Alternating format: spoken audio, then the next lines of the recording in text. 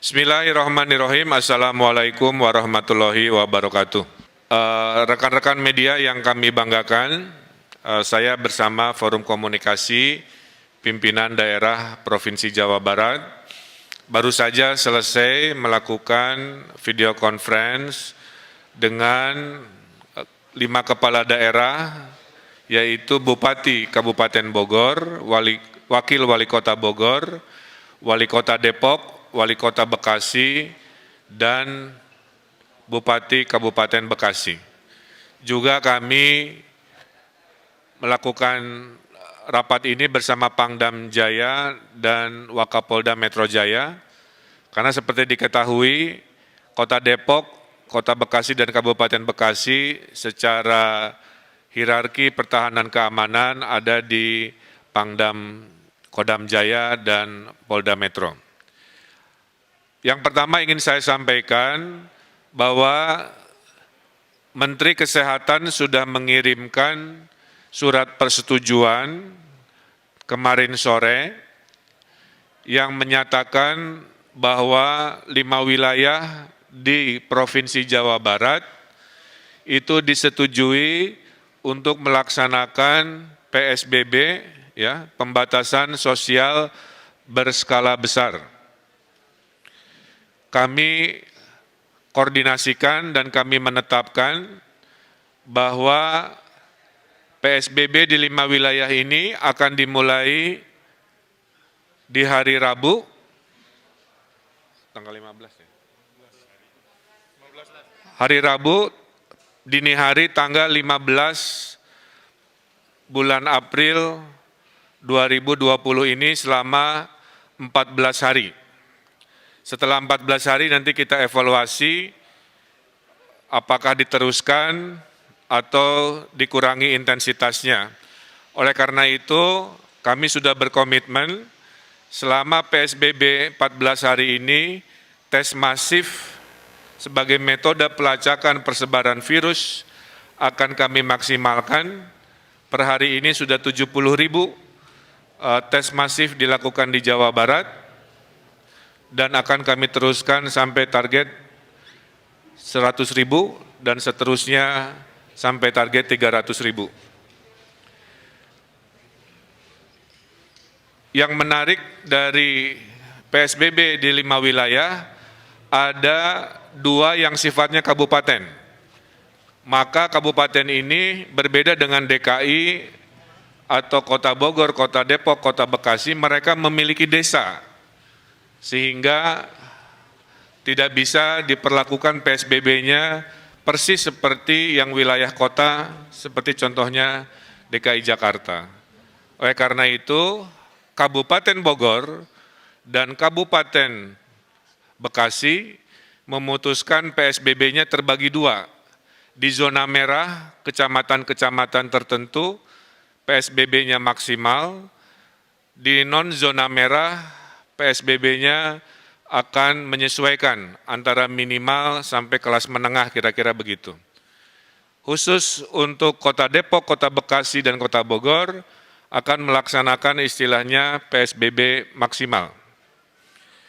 PSBB maksimal ini salah satunya akan memulai menutup akses ke wilayah-wilayah sekitar di hari Rabu, kemudian juga akan membatasi kegiatan-kegiatan perkantoran, kegiatan-kegiatan komersial, kegiatan-kegiatan kebudayaan, dan kegiatan-kegiatan keagamaan. Kepada mereka yang terdampak oleh COVID, kami kelompokkan ke dalam 2 golongan. Golongan pertama adalah golongan yang terdata oleh pemerintah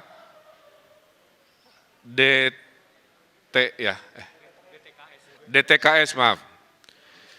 Jadi ada kelompok pertama yang tersurvei namanya DTKS. Nah, yang DTKS ini mayoritas akan dibantu oleh APBN melalui kementerian-kementeriannya, Kemudian ada kelompok 2 yang namanya non-DTKS, yaitu mereka-mereka yang rawan miskin baru, yang sebelumnya tidak masuk daftar bantuan. Nah, di non-DTKS ini, yang rawan miskin baru terbagi 2 juga, yang berKTP 5 wilayah dan perantau. Jadi kepada para perantau di wilayah 5 ini, jangan khawatir, Anda tetap akan juga dibantu oleh pemerintah Jawa Barat dan pemerintah 5 wilayah ini.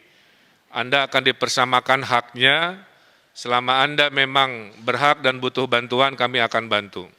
Jadi saya ulangi, hari ini RT RW sedang melakukan pendataan, maka DTKS yang ada datanya dibantu, yang tidak masuk juga dibantu walaupun berKTP atau tidak berKTP wilayah tersebut. Selama de facto memang bekerja ngekos atau bekerja di situ. Bantuan terhadap Bodebek ini pintunya ada 7.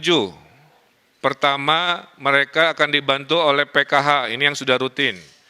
Kedua, mereka yang akan dibantu oleh kartu sembako atau pangan non-tunai, ini sudah rutin. Ketiga, mereka akan dibantu oleh kartu prakerja untuk pengangguran dan yang kena PHK. Keempat, mereka akan dibantu oleh Presiden lewat bansosnya 600.000 kali 3 bulan. Kelima, kalau di kabupaten mereka akan dibantu pertama kali oleh dana desa. Sekitar 20 dari 30 sampai 30% dana desa akan dipergunakan untuk membantu miskin baru karena COVID di desa. Yang keenam, baru dana sosial dari provinsi yang 500.000 kali 4 bulan, itu sudah siap. Dan yang ketujuh, kalau masih kurang, akan diberikan oleh dana sosial dari kota kabupaten di 5 wilayah. Jadi para RT RW saya himbau untuk segera melakukan kajian ulang, mensurvei ulang, jangan sampai ada perantau karena alasan tidak berKTP di sana, tidak dihitung sebagai yang dibantu. Selama ekonominya memang susah dan perlu bantuan, itu perlu kita bantu. Tidak boleh ada orang warga Indonesia yang kelaparan di tanah Jawa Barat, siapapun itu insya Allah kami bantu. Bantuan itu datangnya bervariasi waktunya. Bantuan dari provinsi insya Allah di hari Rabu Kamis pada saat diberlakukan PSBB, bantuan sembako, logistik, dan tunai sudah bisa dikirimkan di daerah Bodebek. Menyusul seminggu kemudian menurut laporan bantuan dari pemerintah pusat. Kira-kira begitu, itu juga akan didistribusikan. Terakhir, dari sisi bantuan, Jawa Barat akan menghadirkan gerakan nasi bungkus atau disingkat Gasibu, ya, gerakan nasi bungkus Gasibu. Gerakan nasi bungkus ini adalah jika bantuan sosial yang jumlahnya 7 masih ada yang terlewat, ada orang-orang lapar di jalan, di RW-RW, minimal perutnya tidak kosong, akan ada dapur umum di kelurahan-kelurahan di 5 wilayah yang akan membagikan nasi bungkus kepada mereka yang kelaparan. Kami mohon, disinilah sila ketiga persatuan Indonesia kita harapkan, maka kepada mereka yang mampu menyumbang makanan atau nasinya atau apa, silahkan koordinasikan dengan RW masing-masing untuk membantu kesetiakawanan sosial kepada mereka yang mungkin tidak termasuk atau terlewat oleh bantuan formal dari pemerintah. Jadi di Jawa Barat insya Allah dijamin tidak ada mereka yang berkesusahan yang tidak dibantu oleh bantuan pemerintah baik formal maupun non formal. Oleh karena itu kami sudah perintahkan semua RW di Jawa Barat khususnya di wilayah PSBB ini untuk mendeklarasikan sebagai RW siaga. RW siaga yang melaporkan mereka yang perlu dibantu, RW siaga yang melaporkan jika ada kedatangan tamu yang perlu diwaspadai, dan RW siaga yang mendata dengan seadil-adilnya data. Nah, terkait sanksi, perbedaan PSBB dengan sebelumnya, sebenarnya hampir sama, bedanya dulu tidak ada sanksi. Dengan adanya PSBB, maka aparat hukum diberi kewenangan memberikan sanksi. Nah, sanksinya kami serahkan kepada wali kota dan bupati menyesuaikan dengan kebijakan diskresi dari wali kota bupati. Nah, termasuk yang ojol juga tadi ya, itu diserahkan kebijakannya apakah boleh narik penumpang atau tidak, hanya barang saja itu kita serahkan kepada wali kota dan bupati. Dan kepada pabrik-pabrik yang masih buka, sudah kami arahkan, tolong di SK-kan mana industri-industri yang masuk strategis dan boleh dibuka, dan mana yang harus tutup dulu. Bagi yang akan dibuka, diwajibkan memberikan rasa aman. Jadi pabrik industrinya harus melakukan tes masif juga kepada karyawannya. Setelah tes masif dilakukan, maka bupati, wali kota selama PSBB mengizinkan mereka jika membuktikan tidak ada yang positif di pabrik itu melalui tes masif tersebut, tentu dengan social distancing dan protokol kesehatan. Terakhir dari saya adalah PSBB di Jawa Barat ini akan ada 3 tahap. Tahap pertama adalah wilayah tadi, Depok, Bogor, Bekasi. PSBB kedua adalah Bandung Raya. Jadi kami sedang mempersiapkan surat kajian data karena ada lompatan di Bandung Raya, di Kota Bandung, Cimahi, KBB, Kabupaten Bandung, sedikit Sumedang, maka itu adalah PSBB tahap 2 yang kami rencanakan, dan yang ketiga jika dibutuhkan, kira-kira begitu. Nah, Bapak Ibu yang saya hormati, saya tutup dengan sebuah semangat bahwa penyakit COVID-19 ini ada 3 benteng pertahanan. Benteng pertama adalah benteng pencegahan, social distancing di situ, PSBB di situ. Ini mudah dilakukan tapi juga susah jika kita tidak taat dan tidak disiplin. Kalau jebol benteng pertama karena tidak disiplin, masuklah benteng kedua yaitu pelacakan. Dengan pelacakan kita tahu di mana klaster-klaster penyebaran virus. Kalau pelacakan gagal dan jebol, baru benteng terakhir yang kita punya yaitu benteng perawatan terhadap mereka yang sakit.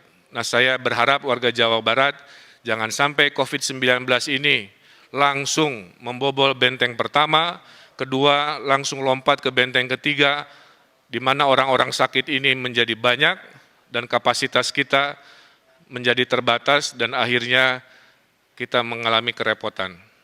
Kalau tidak ada halangan, menurut hitungan, kalau PSBB ini lancar harusnya akhir Juni kita bisa tren turun COVID-19, tapi kalau tidak disiplin di PSBB ini, kita khawatir COVID-19 ini masih berlanjut di bulan-bulan berikut yang melelahkan. Dan saya juga menghimbau kepada TNI Polri untuk memberikan tindakan tegas kepada provokator-provokator selama PSBB ini, baik provokator dengan berita bohong di media-media sosial maupun vandalisme-vandalisme yang mengajak anarkis, itu juga sudah dilakukan tindakan-tindakan yang tegas. Mudah-mudahan dengan kekompakan, dengan kebersamaan, dengan ketaatan, insya Allah kita pasti menang melawan COVID-19 ini. Saya kira itu pengantar dari saya. Saya persilahkan jika ada 1-2 pertanyaan yang bisa kami jawab. Wassalamualaikum warahmatullahi wabarakatuh.